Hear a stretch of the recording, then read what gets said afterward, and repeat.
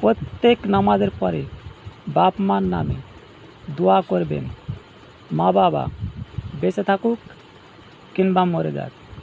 সেই বিষয়ে বক্তব্য দিলেন দেলোয়ার হোসেন এবং দোয়াটি তেলাওয়াত করে সবাইকে শোনালেন। ভিডিওটি সম্পূর্ণ শুনুন আর শেয়ার করে লক্ষ লক্ষ মানুষকে শোনার এবং শেখার সুযোগ করে দেন।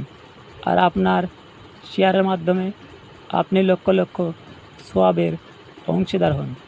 প্রত্যেক নামাজের পরে মা বাবার জন্য দোয়া করবেন, বেঁচে থাকুক আর মরে যাক, দোয়া করবেনই, মনে থাকবে।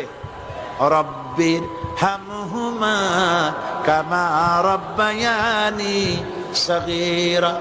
আবার পড়েন রব্বির হামহুমা কামা রাব্বায়ানি সগীরা।